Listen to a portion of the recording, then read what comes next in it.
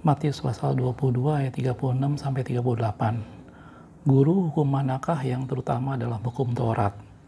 Jawab Yesus kepadanya, kasihilah Tuhan Allahmu dengan segenap hatimu dan dengan segenap jiwamu dan dengan segenap akal budimu. Itulah hukum yang terutama dan yang pertama. Oke, shalom saudaraku, kita ketemu lagi channel Pelita Kakiku, karena firman-Mu adalah pelita bagi kakiku dan terang bagi jalanku. Pada kesempatan ini saya ingin membahas sesuatu hal yang sederhana tentang hal mengasihi Tuhan. Mungkin lebih cocok kalau video ini bukan merupakan suatu pembahasan firman Tuhan, tetapi lebih banyak berupa sebuah refleksi, berupa sesuatu hal di mana kita bisa merenungkan apakah kita memang benar mengasihi Tuhan. Ayat yang pertama tadi kita baca bagaimana pada waktu itu orang bertanya, Guru, hukum apakah yang terutama dalam hukum Taurat? Dan Yesus menjawab, kasihilah Tuhan Allahmu dengan segenap hatimu, dengan jiwamu, dan dengan segenap kekuatanmu. Itu adalah hukum yang pertama dan yang terutama. Gitu ya. Pada video ini kita akan sama-sama melihat apa sih bukti, apa sih yang menjadi parameter, bagaimana kita bisa merefleksikan diri kita. Apakah kita memang satu pribadi yang sungguh-sungguh mengasihi Tuhan? Bagaimana saya bisa tahu kalau saya mengasihi Tuhan? Apa kata firman Tuhan tentang satu pribadi yang mengasihi Tuhan? Gitu ya saudaraku. Berikut ini ada beberapa hal yang saya lihat dalam firman Tuhan tentang pribadi yang mengasihi Tuhan. Mungkin kalau kita ditanya, salah seorang bertanya pada kita, apakah engkau mengasihi Tuhan? Mungkin dengan mudah dan dengan spontan kita akan jawab, tentu saja saya mengasihi Tuhan. Seakan-akan itu menjadi satu perkataan yang dengan mudah kita katakan, menjadi sesuatu hal yang seakan-akan dengan sangat yakin kita mengatakan seperti itu. Tetapi apakah betul kalau kita benar-benar mengasihi Tuhan? Apa kata firman Tuhan ciri-ciri atau bukti-bukti orang yang mengasihi Tuhan? Gitu ya. Berikut ini saya akan tunjukkan 5 hal yang tercatat dalam firman Tuhan tentang suatu bukti, tentang suatu kenyataan bahwa seseorang yang mengasihi Tuhan. Dan sekali lagi tadi saya bilang bahwa video ini bukan merupakan suatu pendalaman Alkitab, tapi video ini lebih banyak merupakan suatu refleksi untuk kita masing-masing berkaca. Apakah memang kita mengasihi Tuhan dengan segenap hati kita? Ataukah kita mengasihi Tuhan hanya sekedar di mulut, hanya sekedar suatu kebiasaan karena kita seorang Kristen dan kita harus mengasihi Tuhan? Gitu ya. 5 hal berikut ini adalah yang pertama dalam firman Tuhan dikatakan, dalam Yohanes 14 ayat yang ke-15 dikatakan, jikalau kamu mengasihi aku, kamu akan menuruti segala perintahku. Ini hal yang pertama. Kalau kita bicara seorang mengasihi Tuhan, bukan berarti seorang yang semata-mata hanya sekedar Kristen, atau seorang yang rajin ke gereja. Seorang yang mengasihi Tuhan ditandai dalam firman Tuhan bahwa dia menuruti setiap perkataan-perkataanku, kata Tuhan. Gitu ya. Dalam Yohanes 14 juga, ada beberapa ayat di bawahnya, ayat 23, jawab Yesus, jika seorang mengasihi aku, ia akan menuruti firman-Ku. Gitu ya. Dan Bapa-Ku akan mengasihi dia dan kami akan datang kepadanya dan dia bersama-sama dengan dia. Mengasihi Tuhan tidak lepas dari bagaimana kita menuruti perkataan Tuhan, bagaimana kita menuruti firman Tuhan. Gitu ya. Dan ini menjadi sesuatu hal yang tertulis dalam firman Tuhan untuk kita mengasihi Tuhan. Tentunya tadi saya bilang bukan cuma sekedar dengan kata-kata, saya mengasihi Tuhan. Tapi kita harus menunjukkan dengan suatu bukti bahwa kita menuruti perkataan-perkataan Tuhan, perkataan firman Tuhan. Dan ini menjadi sesuatu hal bagaimana kita harus tahu apa yang firman Tuhan katakan. Gitu ya. Kita harus tahu apa yang firman Tuhan, apa sih namanya perkataan-perkataan Tuhan dalam firman ya, dalam Alkitab. Kita harus mengetahui hal itu. Untuk itulah setelah kita mengetahuinya kita bisa menurutinya. Gitu ya. Mungkin Anda tahu dalam firman Tuhan ada banyak hal di mana Allah mengatakan jangan kita khawatir, hidup oleh iman, bagaimana kita mematikan perbuatan-perbuatan daging, bagaimana kita tetap bersyukur, bagaimana kita mencari Tuhan selagi dia berkenan ditemui, dan banyak hal dalam firman Tuhan yang membuat kita harus menurutinya, dan itu membuktikan bahwa kita mengasihi Tuhan. Itu hal yang pertama. Gitu ya. Hal yang kedua, kalau kita bicara seorang yang mengasihi Tuhan, maka seperti halnya saya bayangkan seorang yang sedang berpacaran atau suami istri yang saling mengasihi, maka salah satu bukti nyata kalau seorang mengasihi pasangannya adalah dia mencari tahu isi hati pasangannya dan berusaha untuk menyenangkannya. Gitu ya. Jadi kalau kita bicara soal mengasihi Tuhan, maka kita mencari tahu apa isi hati Tuhan dan kita berusaha untuk menyenangkan dia. Kita melakukan segala sesuatu agar hati Tuhan senang. Itu bukti bahwa kita mengasihi Tuhan. Gitu ya. Saya ngambil satu ayat dalam 1 Korintus 7 ayat 33 sampai 34 dikatakan gini. Orang yang beristri memusatkan perhatiannya pada perkara duniawi, bagaimana dia dapat menyenangkan istrinya. Dan dengan demikian perhatiannya terbagi-bagi. Perempuan yang tidak bersuami dan anak-anak gadis memusatkan perhatian mereka pada perkara Tuhan, supaya tubuh dan jiwa mereka kudus. Tetapi perempuan yang bersuami memusatkan perhatiannya pada perkara duniawi, bagaimana dia menyenangkan suaminya. Ini memang firman Tuhan tentang suami dan istri. Tetapi ada satu bagian yang saya sorot di sana, bahwa seorang yang beristri, seorang suami yang mempunyai istri, maka dia memusatkan perhatian bagaimana bisa menyenangkan suaminya. Dan seorang istri, seorang suami yang beristri, dia berusaha menyenangkan istrinya. Begitu juga seorang istri yang mempunyai suami, maka dia berusaha untuk menyenangkan suaminya, kata firman Tuhan. Dan seperti itu juga dengan kita dengan Tuhan. Gitu ya. Seberapa jauh yang kita lakukan untuk kita mengetahui isi hati Tuhan, untuk kita berusaha menyenangkan Dia. Gitu ya. Mungkin berapa lama ini kita ramai mendengar ada banyak orang atau hamba-hamba Tuhan yang bertato, gitu ya. Atau mungkin ada beberapa orang juga yang membahas bahwa itu tidak masalah. Ada orang yang membahas bahwa itu masalah dan segala macamnya, bahwa itu dosa di hadapan Tuhan dan segala macam. Bagi saya itu tidak penting. Yang terpenting adalah bagaimana setiap orang melakukan segala sesuatu dan dia bertanya apakah yang dia lakukan itu menyenangkan hati Tuhan atau tidak. Gitu ya. Apakah Tuhan kecewa dengan apa yang dia lakukan atau tidak. Gitu. Terlepas dari apapun bentuknya. Pertanyaan kita adalah, kalau kita memang mengasihi Tuhan, apakah kita ingin menyenangkan Dia? Apakah kita tidak mau jangan sampai hati Tuhan berduka? Gitu ya. Dan ini yang menjadi satu bukti bahwa kita mengasihi Tuhan. Hal yang ketiga yang saya catat dalam firman Tuhan di sini adalah, seseorang yang mengasihi Tuhan, dia pasti menjadi satu pribadi yang ingin berada di dekatnya. Gitu ya. Saya bisa ilustrasikan, tadi saya bilang seperti orang yang pacaran. Mungkin kalau saya punya kesaksian pribadi, dulu waktu saya masih pacaran dengan pacar saya, istri saya sekarang, kita pernah ada waktu sama-sama, waktu itu kita memimpin rombongan untuk penginjilan keliling Jawa, kurang lebih 1 bulan. Gitu ya. Dan itu terdiri dari beberapa orang, satu tim, kurang lebih 20 orang atau berapa saya lupa. Dan 1 bulan kita keliling Jawa, mulai dari jalur selatan sampai Surabaya, dan kita kembali lagi lewat jalur utara sampai ke kota Bandung kembali. Gitu ya. Dan itu menjadi sesuatu momen-momen di mana kita melayani banyak hal, kita penginjilan, kita doa keliling, dan kita mengunjungi gereja-gereja, kita membantu pelayanan pemuda mereka di sana. Sampai selama masa itu memang kita selalu bersama-sama. Tetapi ada saat-saat di mana saya tetap membutuhkan saat-saat pribadi bersama dengan pacar saya pada waktu itu. Gitu ya. Dan ini menjadi sesuatu hal yang berbeda antara kita bersama dengan saudara seiman sama kita bersama dengan Tuhan. Gitu ya. Banyak orang-orang yang saya temui, banyak orang yang saya perhatikan yang lebih senang berkumpul dengan sesama saudara seiman ketimbang berdua dengan Tuhan. Dan seorang yang mengasihi Tuhan, salah satu ciri yang ketiga adalah dia selalu ingin dekat dengan Tuhan pribadi. Gitu ya. Kedekatan pribadi itu yang membentuk suatu keintiman, intimasi. Gitu ya. Dan itu didapat pada saat seorang berdua dengan Tuhan. Gitu ya. Kalau kita lihat dalam Mazmur 27 ayat yang keempat dikatakan, satu hal yang telah kuminta kepada Tuhan, itulah yang kuingini, diam di rumah Tuhan seumur hidupku, menyaksikan kemurahan Tuhan dan menikmati baitnya. Tentunya ini permintaan Daud kepada Tuhan, bukan semata-mata supaya dia menghabiskan waktu dalam gereja atau dalam bait Allah yang kita bayangkan saat itu. Tetapi ini menjadi satu gambaran bagaimana Daud ingin berada di hadirat Tuhan. Daud ingin berada bersama-sama dengan Tuhan. Pada zaman Daud, bait Allah belum berdiri. Dan Daud bilang, yang kuingini adalah menikmati seumur hidupku, menikmati kemurahan dan menikmati baitnya. Lebih baik 1 hari di pelataranmu daripada 1000 hari di rumah orang-orang fasik. Dan itu gambaran satu pribadi yang ingin dekat dengan Tuhan, satu pribadi yang ingin bersama-sama dengan Tuhan. Seorang yang mengasihi Tuhan bukan berarti seseorang yang hanya sekedar lebih nyaman apabila bersama dengan banyak orang, tetapi dia lebih mementingkan bagaimana dia punya waktu untuk berdua dengan Tuhan.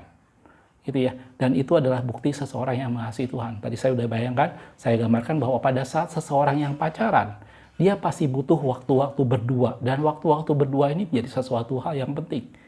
gitu ya. Itulah bukti kalau seseorang saling mengasihi. Begitu juga dengan Tuhan, gitu ya. Dan tadi saya udah bilang ini ada refleksi buat kita semua. Apakah Anda dan saya menjadi satu pribadi yang menikmati saat-saat berdua dengan Tuhan? Atau kita lebih suka dengan satu aktivitas rohani yang beramai-ramai, dengan satu aktivitas rohani yang memakan waktu berjam-jam, dan kita bertemu dengan sekian banyak orang, gitu ya. Saya tidak mengecilkan arti satu komunitas, satu pertemuan pribadi, tetapi kecintaan kita kepada Tuhan harus kita tunjukkan dalam suatu kerinduan di mana kita berdua dengan Tuhan, merenungkan firman Tuhan, berada di hadiratnya, dan itu adalah gambaran seorang yang mengasihi Tuhan. Jelas Bapak? Yang keempat, kalau kita lihat dalam kehidupan kita sehari-hari misalnya, tidak ada seorang pun, tidak ada pasangan dimanapun di dunia ini yang sempurna. Betul saudaraku ya? Setiap pasangan pasti ada kelebihan, pasti ada kekurangan, gitu ya. Dan kasih antara mereka, cinta antara mereka itu teruji dengan waktu. Pada waktu mereka satu sama lain saling menerima kelebihan dan kekurangan masing-masing, gitu ya. Dan mereka saling mengerti dan akhirnya saling memahami dan menerima kekurangan satu dengan yang lainnya, gitu ya. Dan begitu juga antara kita dengan Tuhan, gitu ya. Kalau kita mengasihi Tuhan seperti yang Tuhan sudah lakukan terlebih dahulu mengasihi kita, bagaimana Dia menerima kita apa adanya. Anda dan saya bukan orang-orang istimewa. Firman Tuhan katakan kita bukan orang yang terpandang. Kita mungkin bukan orang yang berpengaruh di mata dunia, tetapi Allah memilih kita. Dia menerima kita apa adanya, gitu ya. Kita lihat ayatnya sedikit saudaraku dalam 1 Korintus 27 ayat 28, 1 Korintus 1 ayat 27 sampai 28. Tetapi apa yang bodoh bagi dunia dipilih Allah untuk memalukan orang-orang berhikmat, dan apa yang lemah bagi dunia dipilih Allah untuk memalukan apa yang kuat. Dan apa yang tidak terpandang dan yang hina bagi dunia dipilih Allah, bahkan apa yang tidak berarti dipilih Allah untuk meniadakan apa yang berarti, gitu ya. Allah menerima kita dengan segala kekurangan kita, saudaraku. Dan itulah bukti bahwa Allah mengasihi kita. Pertanyaannya sama dengan kita, saudaraku. Apakah kita mengasihi Tuhan dengan cara kita bisa menerima segala sesuatu yang Tuhan berikan pada kita, gitu ya. Tentunya Tuhan tidak punya kekurangan apa-apa. Dia suatu pribadi yang sempurna buat Anda dan saya. Tetapi tidak jarang kalau kita mengalami sesuatu yang tidak kita kehendaki, dan kita seringkali menganggap itu sebagai suatu kekurangan Tuhan, gitu ya. Tuhan kurang cepat menolong kita, Tuhan seakan-akan kurang mengerti apa yang kita hadapi, dan kita seakan-akan menganggap itu sebagai suatu kekurangan. Pertanyaannya, kalau kita mengasihi Tuhan seperti Tuhan menerima kekurangan kita, apakah kita bisa menerima juga hal seperti itu yang kita anggap sebagai kekurangan Tuhan? Dan itu adalah bukti seorang yang mengasihi, gitu ya. Dalam firman Tuhan, kalau kita lihat satu kejadian dalam Ayub 2 ayat yang ke-10 dikatakan, tetapi jawab Ayub kepadanya, engkau berbicara seperti perempuan gila. Apa kita mau menerima yang baik dari Allah dan tidak mau menerima yang buruk? Dalam semuanya itu Ayub tidak berdosa dengan bibirnya, gitu ya. Hal keempat ini menjadi satu gambaran, itulah orang yang mengasihi. Orang yang mengasihi, dia bisa melihat dengan jelas kelebihan dan kekurangan pasangannya, dan dia bisa menerima itu semua. Dan Tuhan sudah melakukan itu terlebih dahulu kepada kita, bahkan pada waktu kita masih berdosa, gitu ya. Tidak ada sesuatu pun yang baik, yang menjadi sesuatu hal yang bisa kita banggakan di hadapan Tuhan, tetapi itu Dia menerima kita apa adanya karena Dia mengasihi kita. Dan hal yang sama kalau kita mengasihi Tuhan, mari terima Tuhan. Mari menerima segala sesuatu yang Tuhan berikan bagi kita. Walaupun itu bukan sesuatu yang kita anggap baik, atau yang terbaik, atau yang kita inginkan. Kita menganggap itu sebagai suatu kekurangan Tuhan. Tetapi mari terima itu semua dengan sukacita, dan itu adalah suatu bentuk bagaimana kita mengasihi Tuhan. Dan saudaraku, 4 hal yang pertama ini yang saya sorot berhubungan dengan bagaimana sikap kita kepada Tuhan. Yang pertama adalah kalau kita mengasihi Tuhan, kita menuruti setiap perkataannya. Bagaimana kita menuruti perkataan-perkataan Tuhan kalau kita tidak tahu apa yang Dia katakan dalam Alkitab atau dalam firman Tuhan, gitu ya. Kalau kita mengasihi Tuhan, maka kita akan mencari dan mengenal Dia melalui firman Tuhan, dan kita menurutinya, dan kita hidup dengan firman Tuhan dan menjadi pelaku-pelaku firman. Dan hal yang kedua, kalau kita mengasihi Tuhan, kita akan menyenangkan Dia. Kita akan berusaha berpikir melakukan segala sesuatu untuk menyenangkan Dia. Bukan semata-mata kita berpikir apakah ini boleh atau tidak boleh, apakah ini ada di Alkitab atau tidak ada di Alkitab, apakah ini dosa atau bukan. Tetapi kita lebih banyak melihatnya apakah ini menyenangkan Tuhan atau tidak. Pada saat saya melakukan sesuatu yang mungkin saya anggap itu benar, pertanyaannya apakah itu menyenangkan Tuhan? Gitu ya. Tadi saya ambil contoh tato. Mungkin kalau kita mau obrak-abrik firman Tuhan tentang hal ini akan jadi perdebatan yang panjang mengenai hal tato. Tetapi itu kembali, apakah kita sungguh-sungguh mengasihi Tuhan? Apakah yang kita lakukan itu menyenangkan hati Tuhan atau tidak? Dan yang ketiga, orang yang mengasihi Tuhan, dia selalu ingin berada dekat dengan Tuhan. Dia bukan semata-mata ingin beramai-ramai, dia semata-mata ingin bersama-sama dengan banyak orang, tetapi dia punya waktu pribadi dengan Tuhan yang dia selalu sediakan, yang dia selalu cari. Dan itu adalah bentuk di mana dia membangun keintimannya dengan Tuhan. Gitu ya. Dan yang keempat, orang yang mengasihi Tuhan, dia bisa menerima segala sesuatu yang Tuhan berikan dengan penuh ucapan syukur. Karena setiap pasangan tidak ada yang sempurna, tadi saya bilang. Bahkan Tuhan yang segitu sempurnanya, Anda dan saya bisa memandangnya sebagai satu pribadi yang mungkin kita lihat punya kekurangan, karena ada sesuatu yang kita harapkan yang mungkin kita belum terima. Gitu ya. Tetapi mari itu terima semua dengan ucapan syukur. Mari kita terima semua sebagai satu bentuk bahwa itu adalah yang terbaik yang Tuhan berikan bagi kita, Anda dan saya. Gitu ya. 4 hal ini menjadi refleksi buat kita semua. Dan ada yang kelima yang saya ingin tambahkan dalam firman Tuhan, yaitu bagaimana kita bisa mengasihi Tuhan yang tidak kelihatan kalau kita tidak mengasihi saudara kita yang kelihatan.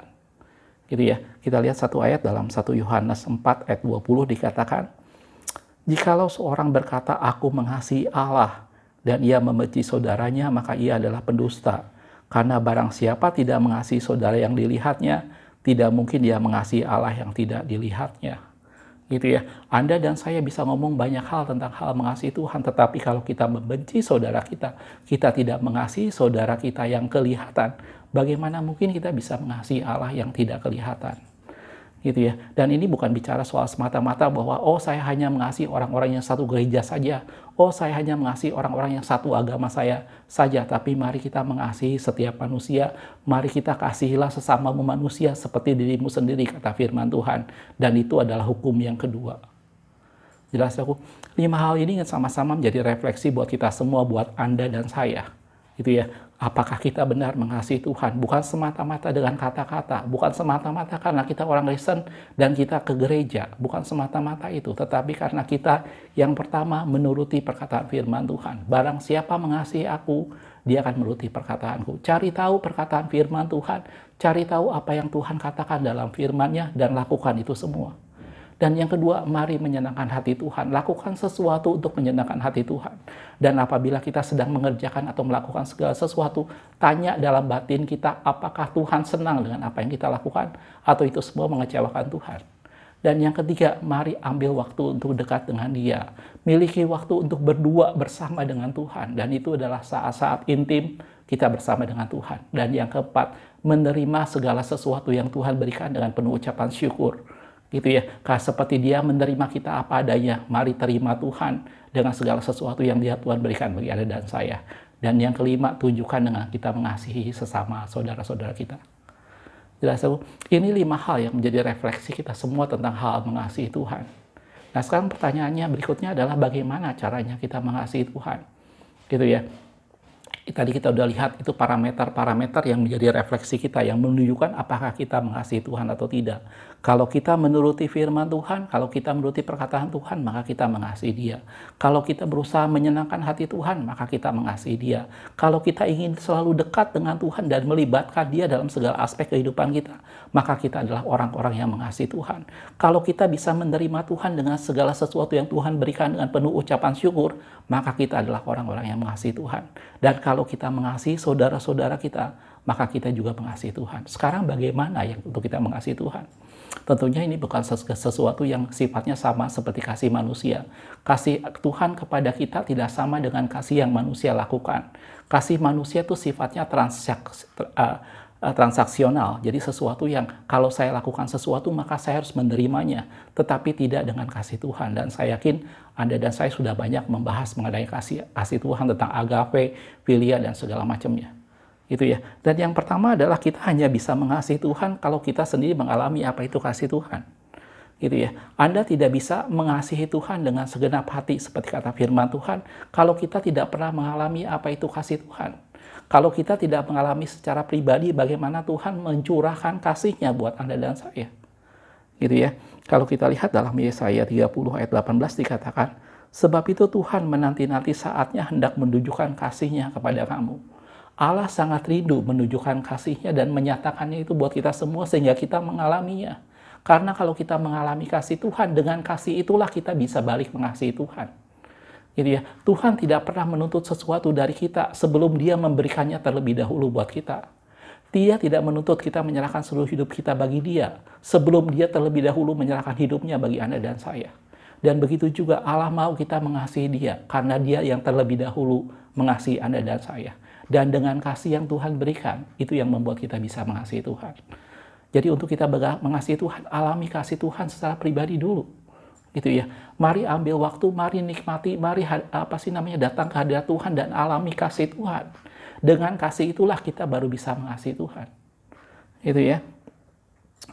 Dalam Roma 5 ayat yang ke-8 dikatakan, akan tetapi Allah menunjukkan kasih-Nya kepada kita oleh karena Kristus telah mati untuk kita ketika kita masih berdosa. Ini semua menjadi sangat teori yang mungkin sesuatu yang sudah sangat biasa kita dengar. Tetapi lain ceritanya kalau Anda secara pribadi mengalaminya kasih Tuhan.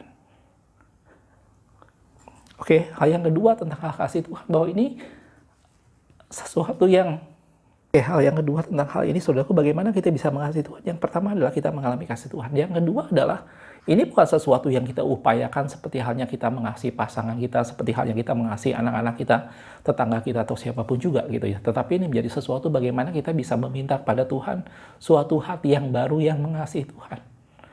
Gitu ya.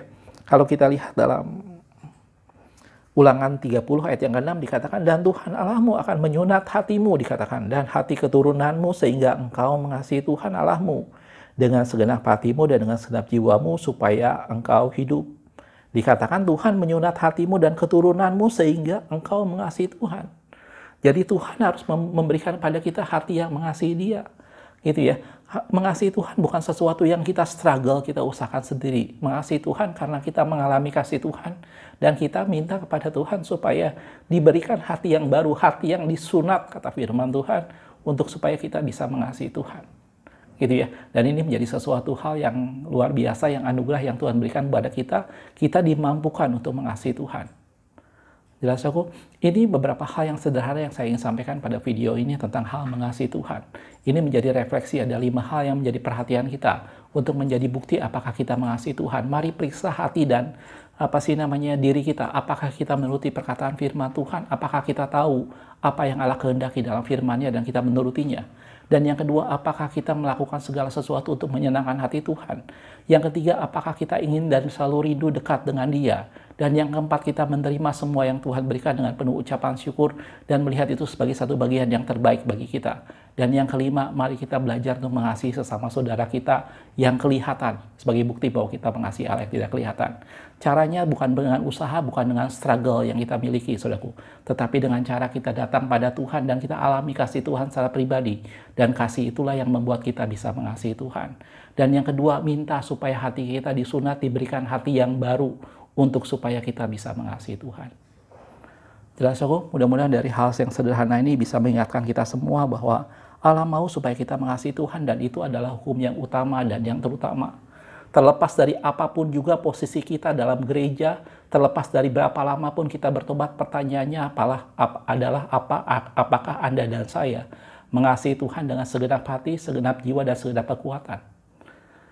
Gitu ya. Beberapa ayat sebagai penutup dalam 1 Korintus 8 ayat yang ketiga dikatakan, tetapi orang yang mengasihi Allah, ia dikenal oleh Allah.